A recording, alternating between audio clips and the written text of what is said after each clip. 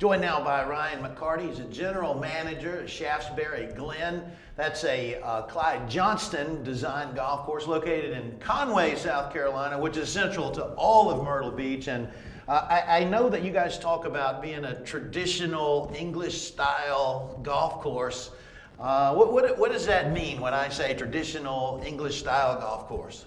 Well, it means there's it's wide open fairways. I'm a big fan. Yeah, oh yeah, me too. Me yeah, too. Yeah. Kind of a grip it kind of feel to it. Heavily bunkered around the greens. Some water out there, but not much. Waste bunkers, sand, natural look to it.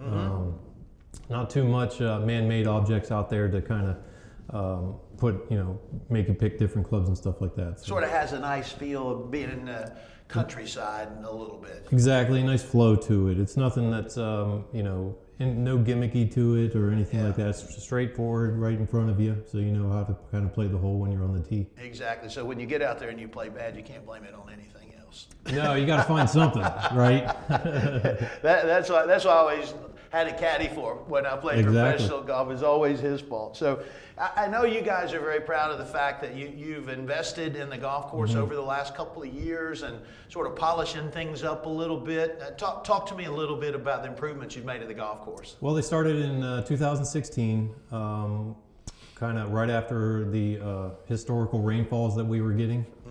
The golf course wasn't draining like we wanted to. Plus, cart path only kind of hurt play. Oh, don't even say cart path only. Exactly. The kiss of death for the day of golf. So we figured out a way to, instead of just putting cement cart paths, we wanted to keep a natural look to the golf course.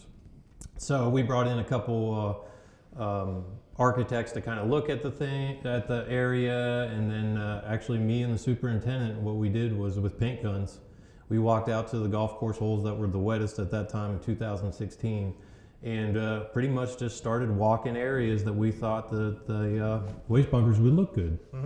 And we put almost 10 miles of drainage through all those waste bunkers. So what it does is it actually helps drain the holes themselves, but also gives the golfer an alternate route. Instead of just staying on the cart path, they can actually pick and choose which side they want to go down. Now you're in my area. I love it when, number one, I love it when folks invest in golf courses, because golf courses they're like fine automobiles. You get to 100,000 miles, you got to change the belts and hoses. And exactly. It's same thing with golf course. But when you can improve the turf, improve the drainage, not only you get better conditions to play off of, but that dreaded cart path only doesn't happen very often. It doesn't happen very often, and we're actually finding now for the first time we're actually getting people playing us for the purpose that they can use those waste bunkers.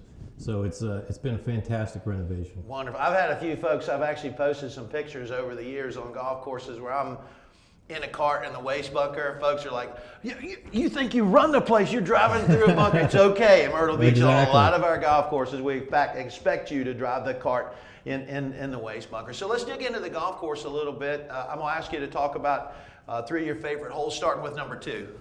Number 2 is a par 5, pretty lengthy par 5 if you play from the back tees.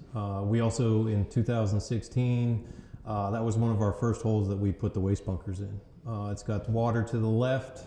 What I love about it, off the tee, hit everything you possibly can. Second shot, everything you possibly can. When you get towards the green, they're all elevated out there. Every single green at Shaftesbury is elevated and heavily bunkered. The owner of the golf course originally was a caddy back in the day at Wingfoot, and just grew up and loved that feel of that golf course. So when they originally built it, all the greens are elevated and have finger bunkers around them. That's a pretty good one to copy, Wingfoot. Yes, it is. It is. And that's where you kind of have to kind of pay attention to where the pin is, because the greens are extremely large, fast, and heavily bunkered. So off the tee, grip it, rip it. Fairway wood, hit it as hard as you can. Around the green, you got to be a little bit more peculiar with your shot. Talk to me about number 9. Number 9 is kind of a cool hole because it has a natural creek that goes through it. That's the one hole on the whole golf course where the longer hitters actually have to lay up, because that creek kind of comes into play and it kind of meanders through the hole. So it's kind of a thinker hole. You have to hit a 3-wood usually. The longer hitters hit a 3-wood, and then it's a longer shot about 165, 170 yards to the green. Okay, and let's get to the finishing hole, the 18th. 18th is one of our signature holes, and the green itself is about 65 yards long. And in the middle of the green, it has a swell. So that's the green that you really have to pay attention to where the pin location is. If it's in the back, you're putting from the beginning of the green and actually going up and down a swell to get to the back flag. It's absolutely a beautiful hole. I love all of the movement that you have in your greens. Well, Ryan McCarty from Shaftesbury Glen, the general manager, thanks for stopping by and walking us through your golf course. And folks, along with being a beautiful golf course, it's one that you're not very likely to have to go cart path only on, and nobody likes cart path only. And if you do like cart path only, there's something wrong with you.